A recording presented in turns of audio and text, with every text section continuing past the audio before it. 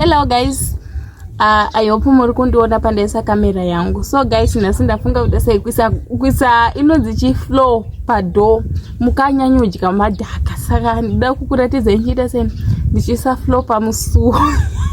Handisi hangu kana flow yacho muchiziva.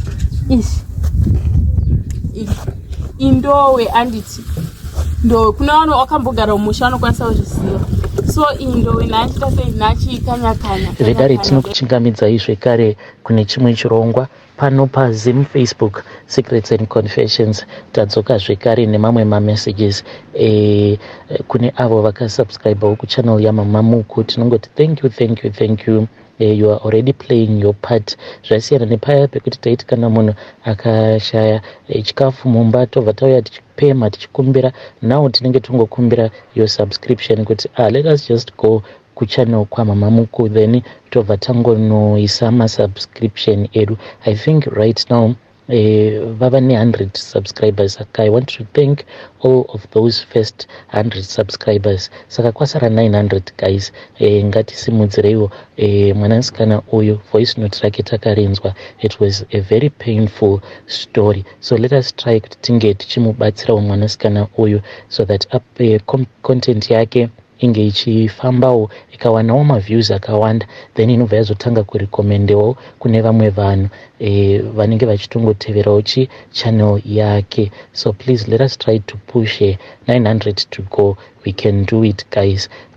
Saka ndichaisa username yake mucomment section kana kuti link mucomment section, then tobva tatomhanya tobva taenda tobva tano subscribe. Panenge achitadza mumuudza kuti toda kuti unge uchicorrecta pakati nepakati, then at least anokwanisa kuzotoitawo bomu life. Zvasiyana nepaya pataingoti tikawana notambudzika tobva tatoti tikutsvakawo mari yekuti tinge tichimutengerawo chikafu, in which grocery riya rikapera rinenge ratopera. Saka apa kana kuri kunzivo zvake zvikaitawo, she can live a life achitoziva kutotiwo pamwedzi maybe anenge achitowanawo kamari kekuti anotengawo grocery, utengerawo mwana chikafu, and she will be able to live a life asiri in that desperate situation.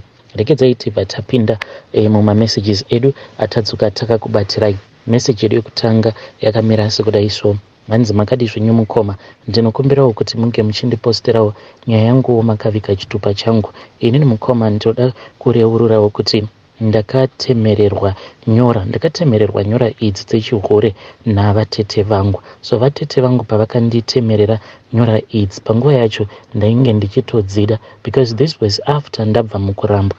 Ndakarambwa mukoma, zvakandirwadza uye zvakarwadza vanhu vazhinji vemuraini. Kuzonosvikawo vatete vachizopindirawo nyaya yacho, because inini ndainge ndichidanana neumwe mukomana wangu. Saka ndakati ndichidanana nemukomana wangu uya, then iye manje ainge achibvawo kumhuri kwainge kuine mari. Saka vamwene vangu vakabva vangorwadziwa neni, ende ndakatoshayawo kutoti why is it vamwene vangu vakarwadziwa neni, because iye ndichitaura naye ainge achitoti one zvako mama vaigara vachitiudza kuti pavakatanga kudanana nababa, Ivo, she was coming from a very poor family, and when she got married to my father, ndo zvakabva zvazotoita kuti kunyangwe yefamily inge ichizosimudzirwawo nababa. So ivo vamwene vangu vakabva vatongoti vainge vasingari kuti mwana wavo ange achiroorwa nemurombo, yet ivo pavakaroorwa vainge vachitobvawo kufamily yainge ichitambudzika. Mukoma zvavakaita ndezvekuti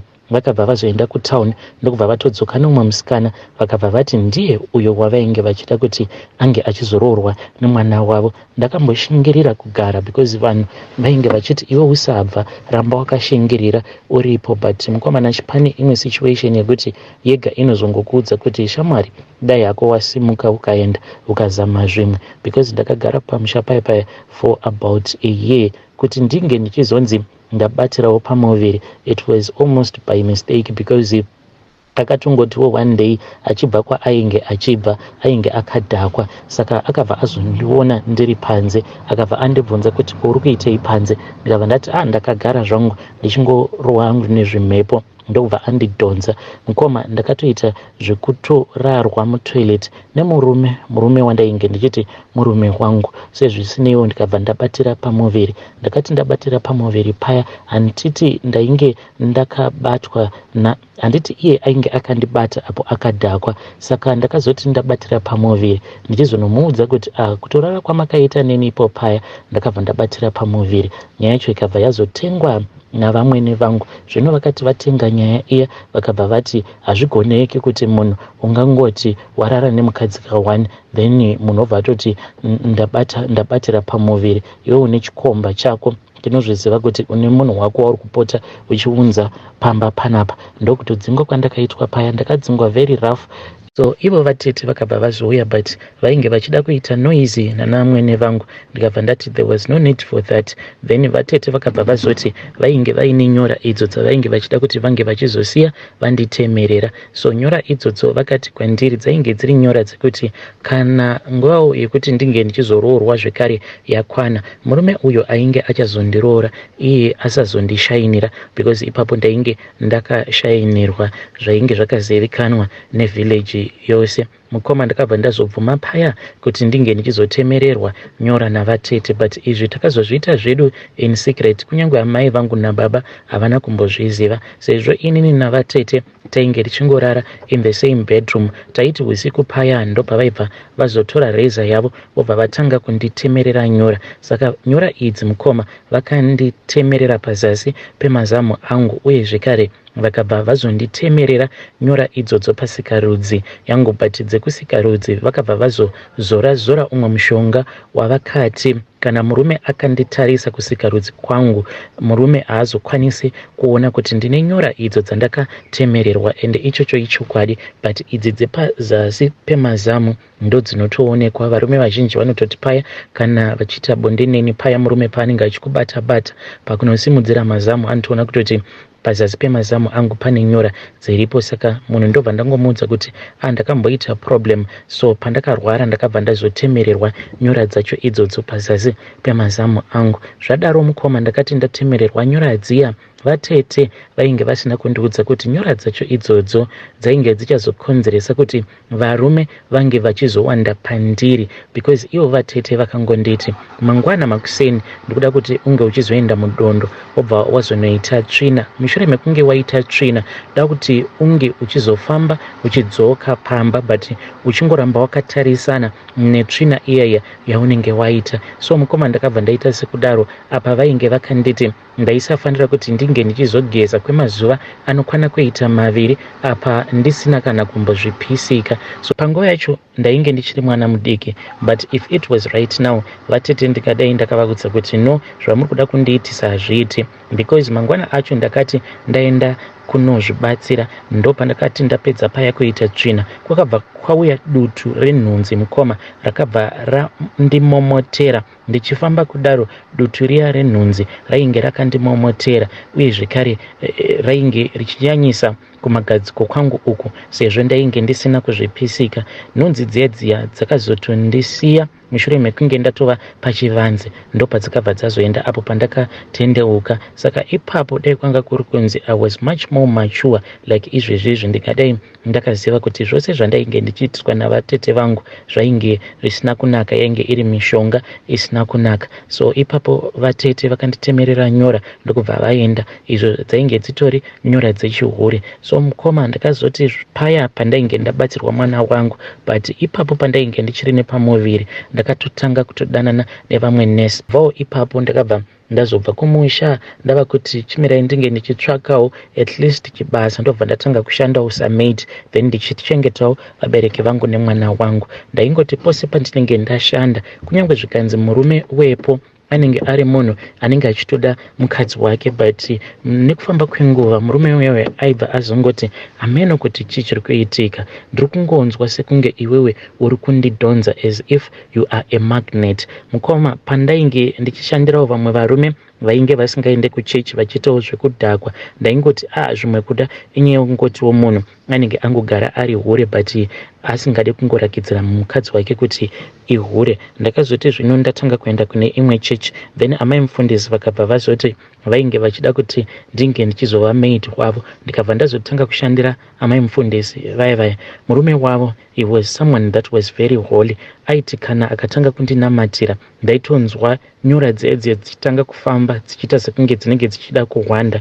But pastor vaya ndakazosvika pakuvasejusa kusvika ndazorara navo. Kunyangwe pacho pandakarara navo takangorara mukoma for less than 5 seconds vakabva vatotanga kutochema vachinamata, because vakati vachingonopinda mandiri vakabva vatorasa mbeu yavo ndokubva vatanga kunamata vachichema. Ende vaiti vakanamata paya vachichema, later on ndopa vaizovanzwa futi vava kundinokera vachiti ndivhurire, then tobva tasika futi bonde. Saka pose pandainge ndichivashandira, he was always sleeping with me, and after that vobva vazotanga kuregret. Fast forward, mwana wangu akati akura, ndopa ndakabva ndazouya nefriend yangu uyo ainge achidanana neumwe murume andriver mabhazi. So ndakazosvika futi pakudanana naye murume uya apa ainge ari chikomba chebest friend yangu. Saka mukuzonobatisawo magroceries ndichitumira kumusha ndopa akazongondipfimba tikabva tatanga kudanana. So right now mukoma inini ndava kuda kuroorwa. Ndine munhu wangu uyo wandiri kufambidzana naye, tatova ne almost 7 months kubva zvatakatanga kugara tose. Iye ari kuti anoda kundiroora, anoshanda zvake kabasa karibho, iye anofambawo achiita iye anotoshandawo kabasa karibho, mari hake at least mari iripo mukoma. He is not like rich, but anokwanisa kundichengeta zvakare, anondichengeterawo vabereki vangu nemwana wangu. I am happy with him, but dambudziko riripo nderekuti kubva zvandakatanga kugara naye hakusi kunzi ndakabva ndazorekedza kumuhurira. Ndinomuhurira zvekuti kana ndega ndinosvika pakumunzwira tsitsi. Dzimwe nguva so ndinoti kana akarara paya ndinotombomuka ndobva ndagara, ndobva ndatanga kuchema ndakamutarisa. Apa anenge akandihaga iwe achifungidzira kuti mukadzi wangu is a woman that is very honest. Paatombozivi kutoti inini nditori rimwe zibhishu apa chihure changu nekuda kwenyora idzi. Kunyange ndikakuhurira sei haumbofi wakazvibata, because nyora dzedze dziri kusika rudzi kwangu. Kunyange zvikanzi ndabva mukurarana nemunhurume iye akazouya, you can never notice kuti panenge patori nemurume anenge atosiya maspams mandiri, because nyora dzacho dzinoconfuse varume vose avo vandinenge ndichisangana navo. Ndakatomboti ndichitobva kuchikomba iye ndokutomanikidza kuti ange achindidya kuzasi kwangu uku. That is how much confused he is. But munhu uyu ndinomuda, but handikwanise kuti ndinge ndichiregedza kumuhurira, because handitombogutiba, handiguti mukoma, handiguti munhurume. Kunyange zvikanzi ndararwa kana 6 rounds a day, but ndinenge ndichingonzwa kuti dai ndamborarwa zvekare neumwe murume. Saka ndiyo confession yangu iyi yandiinayo. Ndakatombozamawo kuti ndinge ndichifamba ndichida kuti ndinge ndichikweshwa nyora dzacho. Kana ndikangoenda ndichiti ndikuda kubatsirwa, kana apo pacho pasuwe pandinenge ndichida kubatsirwa, kana paine maprofita vanhurume vanobva vatotanga kutorwidzana vachitondirwira vachitondichiva. Saka zvinobva zvazokanganisa vaya vanenge vachida kwesha nyora dziya zvekuti ndinozosiya confusion pasowe ipapo pandinenge ndaenda. Saka ndiri munhu wekuti ndiri kungodzungaira, moving from one place to another. Zvaizvezvi even though ndiine munhu wangu wandinogara naye, but to tell you the truth, ndisingambodi kana kukunyepirai, inini sofa varume avo vandiri kudanana navo vasingazivikanwe nemurume wangu vanokwana ivo kuita 8, ende hakusi kunzi ndinotombodilita machats avo or anything. Handina kana kungoseva manumbers avo, saka ndinongodilita mamessages ndongosiya panenge pakanzi hai. Murume wangu foni yangu anotoibata madiro, but nenhau yekuti iye munhu uya ari very confused, hapana kana chaanomboziva uye haatombofungidziri kuti inini ndinomuhurira. Ndoitawo sei kuti ndinge ndichichinja upenyu hwangu? Murume uyu ndinomunzwira tsitsi. Love so yaanondirakidza inondinzwisa tsitsi. Munhu ari romantic, anoti achingobva kubasa anotanga ambondisimudza obva andisa pabed, obva andibvunza kuti ndaswera sei, but achindibvunza kuti ndinenge ndaswera sei apa ndinenge ndava kuda kuchema, ndichitanga kufunga kuti iye paanenge abuda achienda kubasa panenge patori nechimwe chikomba icho chinenge chichitopinda zvokuti tinotombotanga totomboenda kubathroom nechikomba totoswera takavharirana, ende kuti nditi ndinopiwei nazvo zvikomba zvacho handina kana chandinopiwa mukoma. Dai kwanga kuri kunziwo ndinopiwawo mari ndichichengetawo vabereki vangu, andaiti zvimwe kuda, at least ndiri kusafirawo zviripo apa. Ivo vatete vakasoshaika kudhara, ivowo vatete vakafa vasina murume, ndozvavainge vachingoita izvozvo. Vatete vangu by the time pavakazofa vainge vachitodanana neumwe mukomana ainge akaenzana nemuzukuru kwavo. He was just above 17, ndokusaka vasina kuzosungwa, but vainge vachitodanana neunderage. Apa vatete vangu vainge vatova kuma68 ikoko. Hey, vedare ndo message iyo yandakatumidzirwa ichibva kune mwanasikana uyo. Please ngatizamei kuti tinge tichitaura naye mwanasikana uyo mucomment section. Zvakangooma hazvo veduwe. Hanzi ndiri kuchita on my future husband. I don't know how to stop. Apa ndakatemererwa nyora dzechihure. Ngatitaurei naye mwanasikana uyo mucomment section. Regedzai tibva taenda panyedu inotevera. Nyedu inotevera yakamira sekudai so. Hanzi makadi zvenyu mukoma, ndinokumbirawo kuti muge muchindiposterawo nyaya yangu makavika chitupa changu. Inini mukoma ndakambobatwa negodo nemweya weruvengo mushure mekunge best friend yangu abva mukutenga motikari. Zvino akati atenga motikari iya yamukoma, izvi ndo zvandakazoita. Ndakazobuda pamba huri usiku, saka iye ainge achitongogara zvake panext door, painge pasina imbwa, but pedu ndo painge paine imbwa. Ndakati ndabuda paya ndikabva ndazojamba jirawo apa ndainge nditori nematools ebasa, and I quickly jumped into the yard where he was staying. Ndikabva ndatongodisarma alarm yemotikari, ndikabva ndavhura bonnet. Ndakati ndavhura bonnet, I then removed the critical components of the engine, ndichitira kuti paya paainge achazostata motikari yake inge ichizorova mamwe maparts ainge ari expensive. Mukomana ashi mangwana acho makuseni ndakazonzwa ava kundidana, ndikabva ndaenda kuya achindiudza kuti motikari yake yainge yastaka. Inini instead of fixing the problem, because ainge achitoti ndiwe makanika wangu wandava kutovimba naye, I then damaged the car even further. Zvadaro ndakabva ndazokuvadza zvekare mamwe masensors, saka motikari yake kutoti inge ichizogadzirisika zvakamutorera nguva. Ndaiti each and every night ndikamuka ndobva ndanoita zvandinonoita pamotikari yake, then ndaizoti mangwana kana ndobata ndobva ndawedzera kuuraya paya pandinenge ndambobata the previous night. Zvose izvi ndakazviita ndangobatwawo nemweya wegodo neruvengo, because chakangondibhowa ndechekuti inini mari ndainge ndichibata, but mukadzi wangu iye manje zvekutenga motikari ainge asingazvidi, achingoti ngativakei kumusha. Saka iye akazoti atenga motikari, then vanhu vakabva vatanga kuona sekunge inini ndisingagoni kuronga nemari, because iye aibata mari yainge iri shoma kana tichikompea nemari iyo yandainge ndichibata. Hey, vedare ndo message iyo yandakatumidzirwa ichibva kuna mukoma vedu avo. Zvakangooma hazvo veduwe. Please ngatizamei kuti tinge tichitaura navo mukoma vedu ava mucomment section. Zvakangooma hazvo veduwe.